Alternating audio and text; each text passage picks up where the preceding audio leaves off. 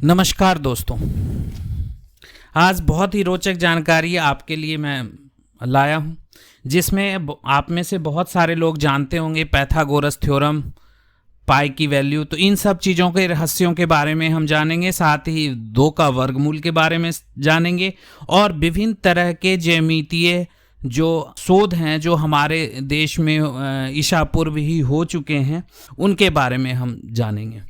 जैसा आप जानते होंगे कि बहुत सारे लोग ये कहते हैं कि हमारे यहाँ के जो बहुत सारे शोध हुए हैं, उन शोधों को पश्चिमी के देश या और भी बहुत सारे देश ने उस सूत्रों का उपयोग करके नई नई रिसर्च और नई नई जानकारी हमें ला के दिए हैं, जो जानकारी पहले हमारे पास पहले से ही थी, उन्हीं जानकारियों को फिर से हमारे आगे परोसा गया।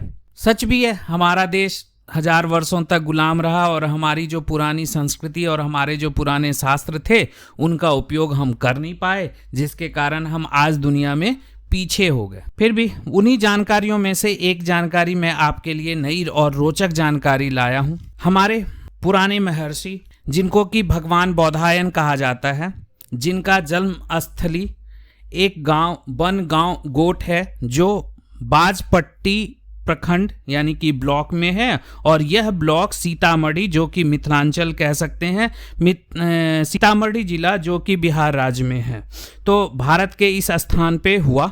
और इनका जन्म कहा जाता है कि 800 से 700 ईसा पूर्व हुआ। और भगवान बौधायन बहुत महान गणितज्ञ और दार्शनिक थे। आज भी वहाँ पे इस गांव में यदि आज आप भी जाते हैं तो आज भी वहाँ पे भगवान बौधायन का मंदिर बनी हुई है और लोग वहाँ पे अभी भी पूजा करते हैं। तो यदि किन्हीं को जाना हो तो आप जा सकते हैं, जो कि सीतामढ़ी शहर से 14 किलोमीटर के दूरी पर। तो चलते हैं जानकारी के बाद। दोस्तों, बहुत कम लोगों को यह पता है कि जिस प्रमेय यानी कि थ्योरम के आधार पर आर्यभट्ट अंतरिक्ष विज्ञान की खोज की, जो आर्यभट्ट के बारे में आप लोग जानते होंगे, जो भारत के बहुत बड़े खगोल शास्त्री थे, वो भी जो खोज किए, उसमें बौधायन का जो गणित है वो उन्होंने उपयोग किया और उनसे सीखा। तो इस तरह से हम कह सकते हैं कि आर्यभट्ट अंतरिक्ष विज्ञान की खोज दुनिया की सबसे पुरानी भाषा, जैसा कि हम जानते हैं 2 भाषा दुनिया की सबसे पुरानी भाषा है,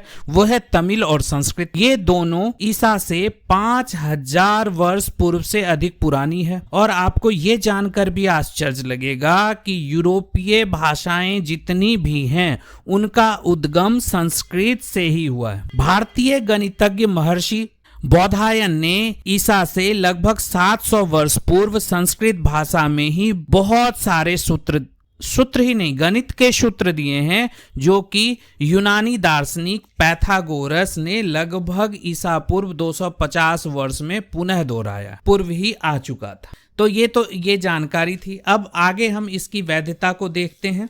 दोस्तों, जैसा कि हम जानते हैं कि पूरे विश्व में यूक्लिड की ज्यामिति पढ़ाई जाती है, मगर आप ध्यान दीजिए कि महान यूनानी ज्यामिति शास्त्री यूक्लिड से पूर्व ही भारत में कई रेखा गणितज्ञ ज्यामिति के महत्वपूर्ण नियमों का खोज कर चुके थे। उन रेखा गणितज्ञों में भगवान बौधायन का नाम सर्वोपरि है। उस समय भारत में रेखा गणित को शल्व शास्त्र कहा जाता था। बौधायन के सूत्र ग्रंथ के अंतर्गत 6 ग्रंथ आते हैं। इन 6 ग्रंथों का नाम है बौधायन स्रोत सूत्र, बौधायन कर्मांत सूत्र, बौधायन द्वैध सूत्र, बौधायन गृह सूत्र, बौधायन धर्म सूत्र, बौधायन शल्व सूत्र। ये सारे सूत्र भगवान बौधायन के द्वारा दी गई है। सबसे बड़ी बात यह है कि इन सभी ग्रंथों में से भगवान बौधायन के द्वारा शल्व सूत्र जो दी गई है वो बहुत ही प्रसिद्ध है। बौधायन के शल्व सूत्रों में आरंभिक गणित और ज्यामिति की बहुत परिणाम और प्रमेय हैं, जिनमें से 2 का वर्गमूल निकालना और साथ ही पाई की वैल्यू यानी पाई का जो मान होता है वो निकालना है। इन सभी का उपयोग उस समय में हमारे यहाँ यज्ञशाला में किया जाता था। गणित में पाइथागोरस प्रमेय बहुत ही सामान्य और महत्वपूर्ण विषय है। यह प्रमेय में समकोण त्रिभुज की तीनों भुजाओं के बीच की संबंध की व्याख्या है। समकोण त्रिभुज वह होता है जिसका एक कोण 90 डिग्री का होता है। पाइथागोरस प्रमेय से इस त्रिभुज के कर्ण के लंबाई मालूम की जाती है। कर्ण यानी कि हाइपोटेन्यूस, यानी पाइथागोरस थ्योरम के अनुसार इस त्रिभुज की अन्य दो भुजाओं के वर्ग को यदि जोड़ दिया जाए और उस योगफल का वर्गमूल निकाल लिया जाए तो वह वर्गमूल कर्ण की लंबाई होगी। मतलब यह है कि कर्ण की लंबाई हमारी 10 इंच निकल गई। तो ये सारी चीजें पहले ही हमारे यहाँ खोजी जा चुकी थी।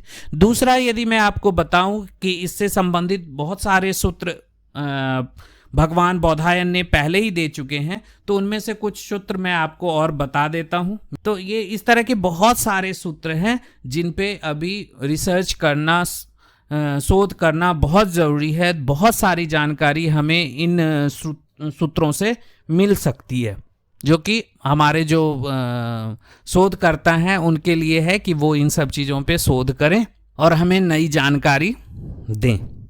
इसके आगे आप देखिए कि हम में से ज़्यादातर जो गणित विषय को समझते हैं उनको पता होगा कि गणित में पाई का उपयोग किस तरह से होता है। हम कह सकते हैं कि बौधायन ही ऐसे व्यक्ति थे जिन्होंने पाई का मान बताया था। हाँ, ये हम जरूर कह सकते हैं कि पाई का मान अलग अलग कार्यों के लिए अलग अलग मान उन्होंने बताया था। 3-4 तरह से पाई का मान अलग अलग तरीकों में उपयोग में लाते थे। तो बौधायन के शल्व सूत्र में पाई के कई मान पाए जाते हैं, क्योंकि विभिन्न निर्माण का मतलब यहाँ पे बहुत सारी चीजें से हो सकती है। खास तौर से यज्ञशाला, वेदी, इन सब चीजों का जो निर्माण किया जाता था उसमें पाई का उपयोग किया जाता था। विभिन्न निर्माण करते समय बौधायन गोलाकार आकृतियों के निर्माण के लिए विभिन्न सन्निकटों का उपयोग करते हैं। ऐसा निर्माण दिए गए हैं जो पाई के बराबर लेने के बराबर है, और इसका इस्तेमाल हमारे यहाँ पहले ही हो चुका है। और आपको यह भी जानकर आश्चर्य होगा कि ईसा पूर्व हमारे भगवान बौधायन ने पहले ही ये पता कर लिया था कि किसी जो कोई वृत्त है, वृत्त यानी कि सर्कल के एरिया यानी कि क्षेत्रफल के बराबर यदि हमें कोई चतुर्भुज बनाना है तो हम कैसे बनाएंगे, या चतुर्भुज के एरिया के बराबर यानी क्षेत्रफल के बराबर यदि हमें कोई वृत्त यानी सर्कल बनाना हो तो हम कैसे बनाएंगे। ये सारी चीजें वो सूत्रों के माध्यम से अपनी ग्रंथ शल्व सूत्र में दे चुके हैं। इनमें से कई जो के मान हैं वो बहुत हद तक निकटतम मान हैं।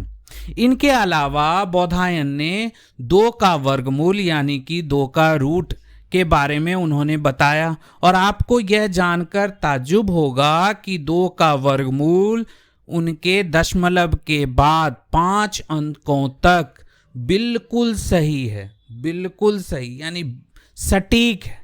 हाँ, 9 अंकों तक यानी दशमलव के बाद 9 अंकों तक यदि निकाला जाए तो उनकी जो मान है वो उसमें हल्की सी अंतर देखा गया है। अब बौधायन द्वारा प्रतिपादित थ्योरम यानी कि प्रमेय और भी हैं, जैसे कि किसी आयत के विकर्ण एक दूसरे को समद्विभाजित करते हैं, या दूसरा समचतुर्भुज के विकर्ण एक दूसरे को समकोण पर समद्विभाजित करते हैं। तीसरा, किसी वर्ग के भुजाओं के मध्य बिंदुओं को मिलाने से बने वर्ग का क्षेत्रफल मूल वर्ग के क्षेत्रफल का आधा होता है, और किसी आयत की भुजा के मध्य बिंदुओं को मिलाने से समचतुर्भुज बनता है जिसका क्षेत्रफल मूल आयत के क्षेत्रफल का आधा होता है। सूत्र के द्वारा भगवान बौधायन ने 800 से 700 ईसा पूर्व ही बता दिया। यानी ये सारी चीजों का उपयोग हमारे यहाँ यज्ञशाला के निर्माण, वेदी का निर्माण के लिए किया जाता था। तो वेदी के निर्माण यानी इसलिए भी किया जाता था कि हर यज्ञ की महत्व और उसका प्रतिफल अलग अलग हो, यानी आप किस उद्देश्य के लिए यज्ञ कर रहे हैं उस उद्देश्य के अनुसार ही वेदी का निर्माण होता था। तो इसलिए इन सारे सूत्रों का उपयोग उस समय में हमारे यहाँ यज्ञ के लिए की जाती। और भी एक बात, मैं खास बातें आपको बताना चाहता हूँ। पाइथागोरस थ्योरम आज के टाइम में हर देश में हर काल में सही सिद्ध हुई है और बहुत ही फेमस एक जर्नल है जिसका कि नाम है साइंस अलर्ट। साइंस अलर्ट में एक लेख छपी थी जो कि यह बात ह्यूज न्यूमैन, बहुत बड़े मैथमेटिशियन हैं, जो कि अपनी अंग्रेजी पुस्तक मेगालिथ स्टडीज इन स्टोन के हवाले से कहा है कि यह पुस्तक सन 2018 में प्रकाशित हुई है। और इस पुस्तक में कहा गया है, क्या कहा गया है कि so it's little surprise that scholars have seen sign of its use among ancient Vedic Indian culture. अर्थात विद्वानों को इस बात में कोई आश्चर्य नहीं है कि पाइथागोरस प्रमेय का प्रयोग उनके जन्म से सैकड़ों साल पहले प्राचीन भारत की वैदिक सभ्यता में हुआ है। आने वाला जो वीडियो होगा उसमें फिर मैं नई चीजें, नई विभूतियां जो भारत से संबंधित, हमारे सनातन से संबंधित होगी, वो फिर मैं आपके लिए लाऊंगा। तो तब तक करिए इंतजार और उससे पहले इस वीडियो को शेयर करिए, सब्सक्राइब करिए, लाइक। धन्यवाद।